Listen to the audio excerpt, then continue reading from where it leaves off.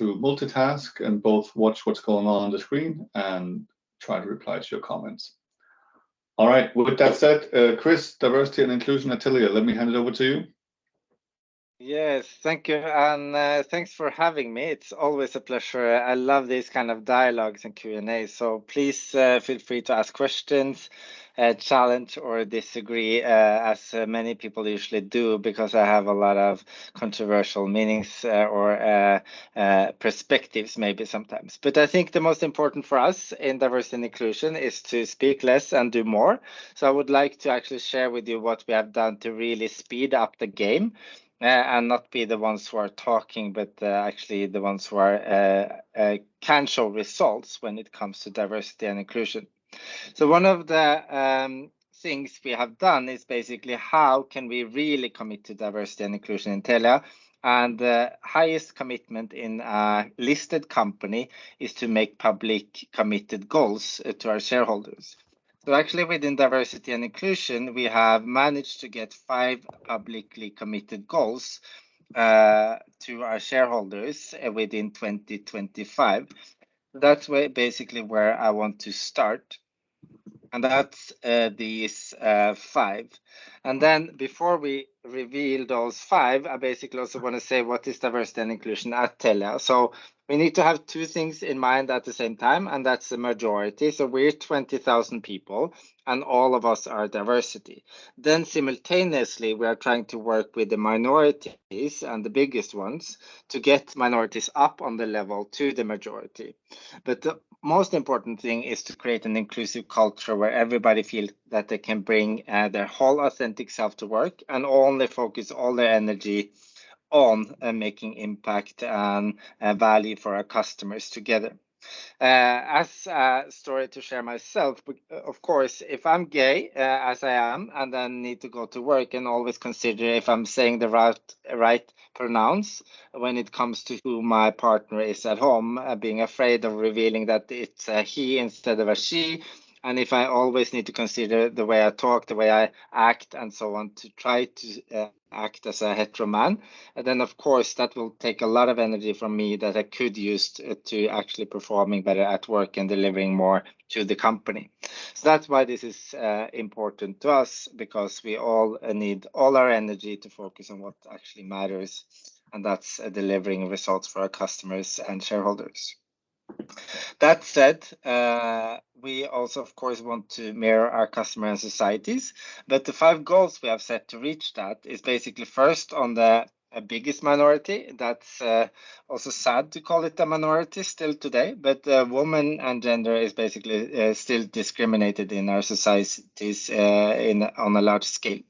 So within 50-50, we have said that in our top 120 managers, extended leadership team on the company level, we will be 50-50. And for now, we are 40-60 and well on our way. Then when it comes to managers, we also want to train 100% of our managers in inclusive recruitment practices and unconscious bias learnings. We're well on our way here also with 60% basically trained of 2,600 managers and all our recruiters. Then we also will watch equal pay for equal job. We introduced raw gender pay gap a couple of years ago, and now we're also adding more elements to that. So we will also watch the ethnic pay gap going forward. Then the most exciting of the bunch, to me at least, is that we will also conduct a voluntary diversity, belonging and equality survey where we will get numbers on both gender as we have, age, and then ethnicity belonging to LGBTQIA and ability.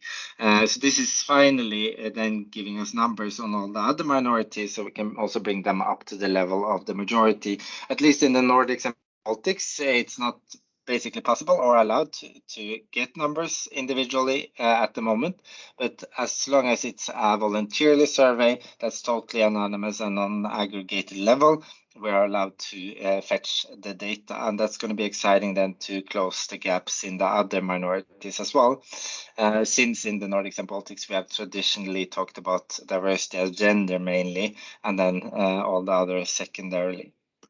Then The last goal is basically to increase diversity in tech within internship, mentorships, upskill and reskill program. We've recently launched, and it was all over the press, that we will actually invest in 10% of our total workforce, 20,000 people, to actually be reskill and upskill to cloud services. So we're doing big investments in order to kind of reskill and upskill a diverse pipeline within the company as well. That's our key public goals. Any questions then back to the classroom on our public targets? All right, that's good, Chris. Anybody wants to comment? I think I remember from a past meeting, Chris, that you got straight to the point here in terms of how do you really get the commitment from top management, right? And here you've done it, which I think is genius, by really just putting it in the annual report in the publicly communicated goals. So it's not just like a nice to have project, feel good. We have to do it. And that's also the way we have seen. So some of the tips and tricks there is also, I was also a diversity and inclusion lead for Norway for a while. And then I just kind of tricked our CEO to sign a really extensive public commitment, because everybody believes in diversity. And he signed basically just looking at the paper, signed it within 2 minutes. But I don't know. I don't think both our like leadership team on a global level or the local ones actually understand the depth of what they actually commit to. But then when they understand, we have already signed, and then we do it. So trick your leadership to sign more detailed commitment that they understand the kind of details on, and then we will do it anyway when it comes to it. So that's basically the road we have gone. And then also the transparency we have really lobbied internally to reveal more of our data in every yearly report. So now we'll also include kind of different ethnicities. We will kind of really show more than we are expected to by law. So the more transparency we also drive for, the more pressure we get from the external society to deliver. I think within the diversity and inclusion game, people are still allowed to say that diversity and inclusion is important to them without even revealing any data. And we all know that many of them are really performing poorly. We actually believe when they lie about diversity and inclusion being important to them. So I think it's kind of about time we start to be honest with ourselves and our markets. How are we actually doing? I'm not saying that diversity and inclusion is close to our heart before we can actually back it up with actions. Yeah. All right, Jonathan.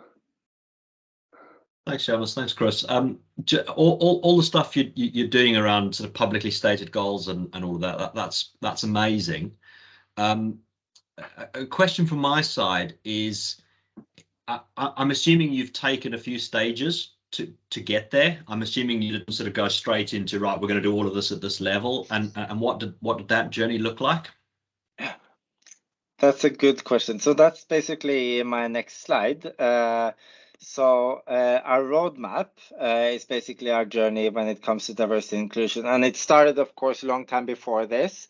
And diversity and inclusion has always been a fundamental part of our journey, because we have been existing in Eurasia and like almost every country in the world with the different brands or subsidiaries and so on. So we've always had a lot of mixed bag of people, brands, and so on under our umbrella. And that, of course, brings a bit of diversity into the mix. And then we're operating in Nordics and Baltics. That also brings a bit of diversity into the mix. But then when we really sat down and said, okay, how is the status on the minorities and the majority? We started really thoroughly to work with this in 2019. And then we were asked to put up a framework, and then where can we start and where can we prioritize?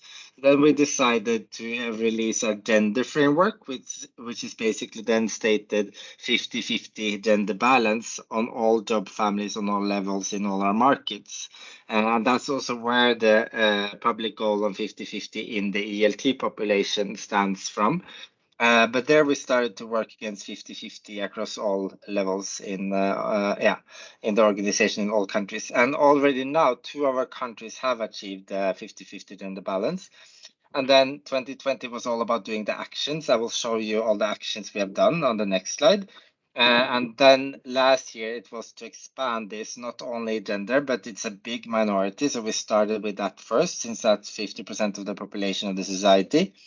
And then we did the first pilot of the full diversity scope survey last year.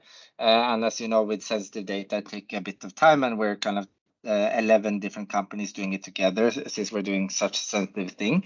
And now today, or this year, a bit late then, we should have done the full survey last year as well, but that will be mid this year. To really get numbers on the full diversity scope and all the minorities.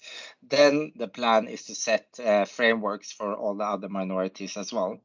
But this year we have also expanded the focus to external society and partners. So we have redone everything from our code of conduct for suppliers and all the demands we have for our partnerships and who we collaborate with, and setting clear expectations with who we collaborate with, because it's basically putting your own oxygen mask really thoroughly on first, and then we can influence the society. To then also get really more into action. So we started basically then kind of here in the middle, or now we started basically going through all of our fundamental processes and structures in the company. So everything from training to HR processes to UX accessibility to supply code to financial investment strategy, and looking into that everyone is kind of as neutral as and inclusive as possible. We built new brand platforms. We started a lot of partnership with different integration programs for refugees, immigrants, people with different abilities, ages, and so on. But probably the most important to start with was the diversity talks, because we also realized that we want to be honest, that we don't know everything and how to do it. So let's establish a quarterly fora where we invite people and the experts on their field to address one problem at a time. So every quarter we talk about, for example, we have had ageism, we have had like Black Lives Matter, we have had from ability to disability, we have recently had Pride, and we've also opened up that arena for the public. So we also then educate the external society, and we break records every time. We also have won awards for that, because to not say that we're experts and we're kind of the one who knows, but actually inviting in and say that we need to learn, and we need to learn together how to do this. And last one was basically Pride 2 weeks ago, where we then were a total of 850 people watching either live or afterwards the recording, where we celebrated Global Virtual Pride, and we did it now for the first time also together with all our competitors. So coming together, we were 6 of the biggest telcos in the Nordics and Baltics, and celebrating Global Virtual Pride with then all our executives talking about LGBTQIA+, and also, of course, a lot of external speakers. The most famous transgender CEO, for example, in the Nordics and Baltics also attended. So that has been a huge arena, because we started really small with those talks, but then suddenly they fired up, and then after it became big, all of our executive team members wanted to be a part of this diversity talk. So now every talk we invited our CFO, for example, to talk about disability, and nobody knew, but he has been disabled his whole life. He has been really highly hearing impaired, and he's actually having hearing aids on both his ears, quite advanced ones, so we can't almost tell, but them also being kind of active included in that when it became big. So one advice here is also to just start, build from the bottom up, and when the movement becomes big, the leadership also kind of wants to be a part of it. Yeah, to explain some of it. But there's a lot more to this picture. But going back to you again, if there's some questions, that's always more interesting than hearing me talk. Very good, Chris. Thank you. I like this jumping back and forth, and I think there's some really, really good insights in here. Any other questions, comments, reflections?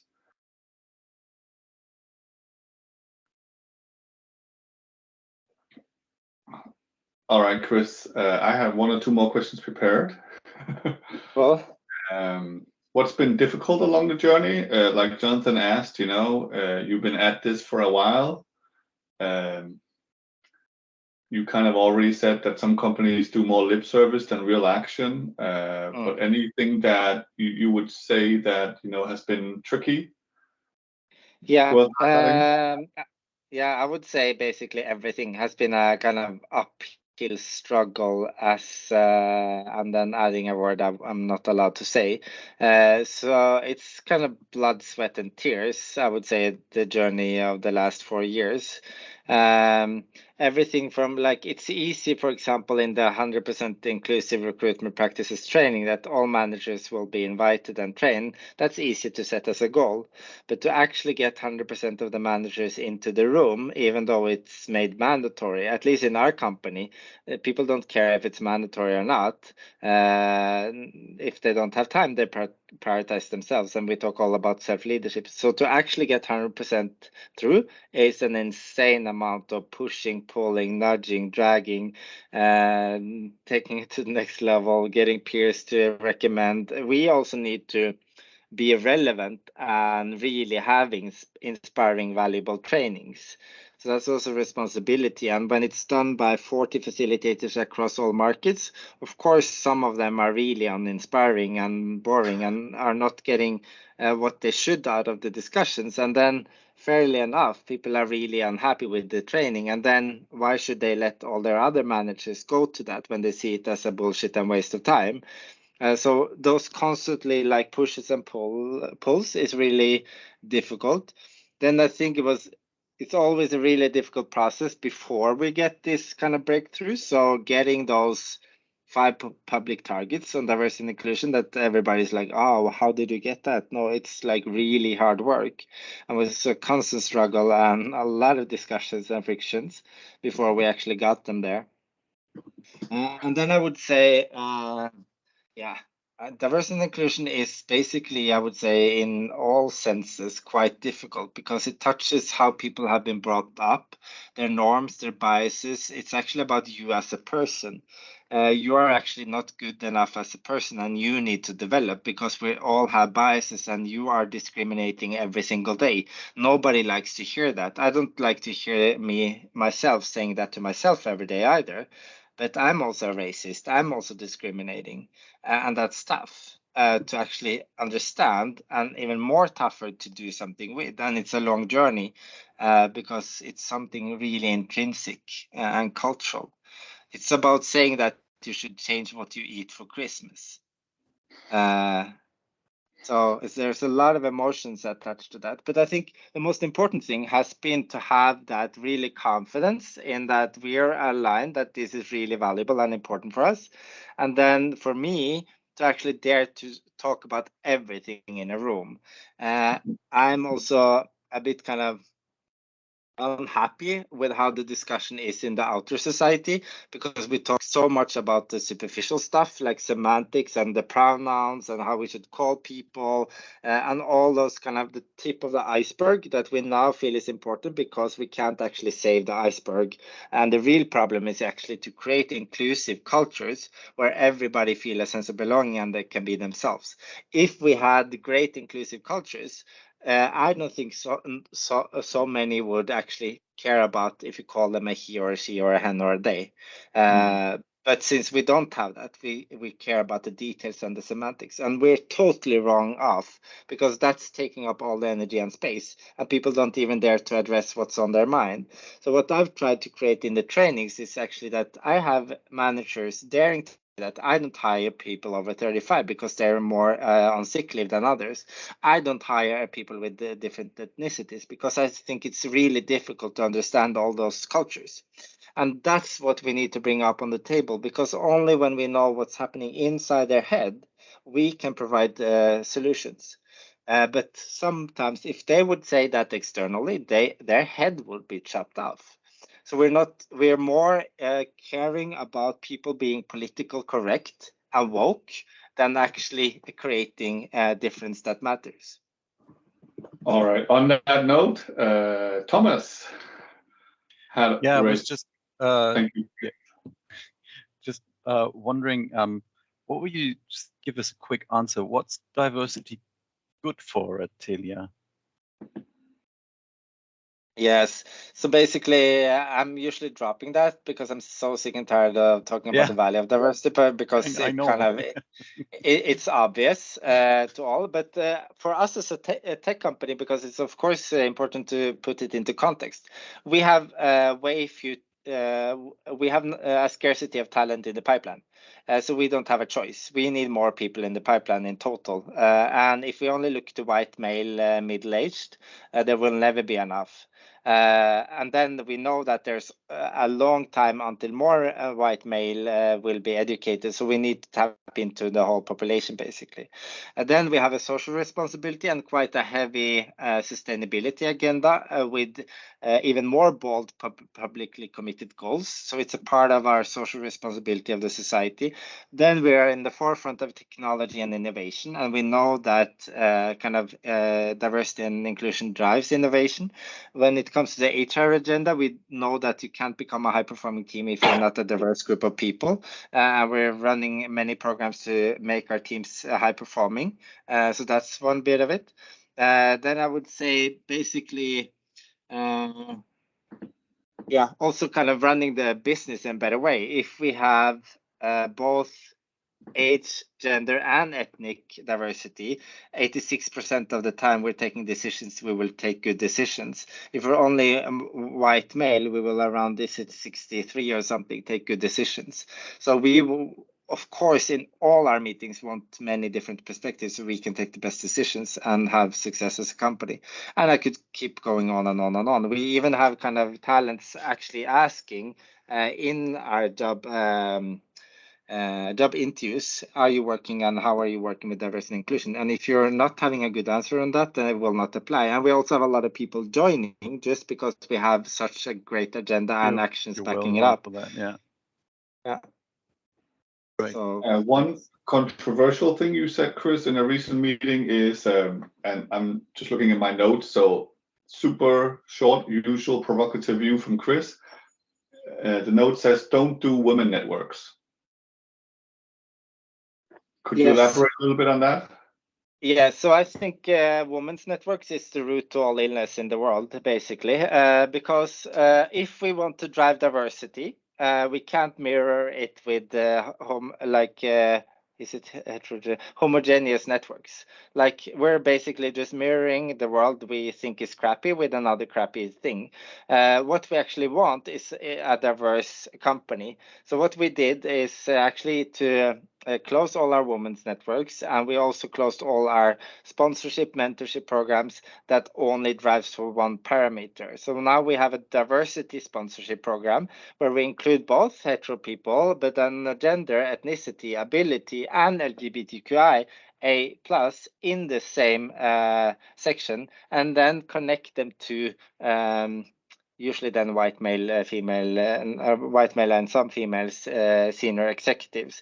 And to go from mentorship also to sponsorship has been a really big shift for us, because mentorship is just talking and is no accountability at all, even for the mentor or mentee. But we now have a sponsorship program where you are actually committing to give that person real possibilities, taking them with you into your leadership team, tagging along on specific projects, opening up your network, and making sure they are part of the succession planning in the department. So action accountability is basically where we need to move, because this is moving way too slow, and we should have been there like 10 years ago. And now it's like enough time for excuses. Let's just do some action so we can talk about it.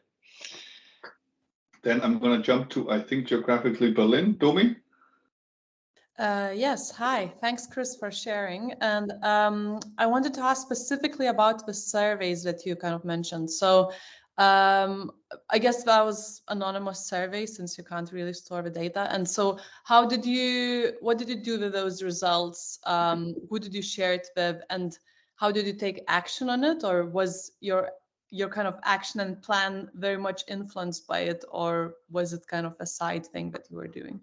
Yeah, so we've done the pilot and we only did that on a population of 150. So the data can be used because we basically reached out to the persons who are gay and queer and whatever and other abled and so on. So that's not representative, but we just want to check the survey with the kind of groups that are sensitive. When we get the full survey, we will basically see, okay, let's say that we get an answer of 6% of our population voluntarily actually declare that they're part of the LGBTQI community, and we're 10% in the society, then we will look into, okay, we have 4% gap, for example, and then what actions can we do to close that gap? And that will hopefully make another framework or at least a lot of actions to close those gaps. And then, of course, the same people will answer next time, usually, if you have answered. So then we can at least follow a trend on the gap to how society looks like and we look like inside. All right, Doreen. Thanks. Struggling to unmute. No, it's all good. I hope that we don't need another pandemic to get even better at this. So I think this is really, really well. Thank you so much, Chris, for joining us. Asking in terms of the background, you're usually surrounded by plants. Are you held up in somewhere? Are you okay? I'm not okay. No, I'm actually as a rare occasion at the office because I did high-performing team development the whole day before I met you. So yeah, I'm at the office rarely, but today I am. Looks very good. Happy to hear it. Thank you. I think that's all we had. Thank you, Chris. I really appreciate it. Feel free to reach out on LinkedIn or anything if you have more questions. It's a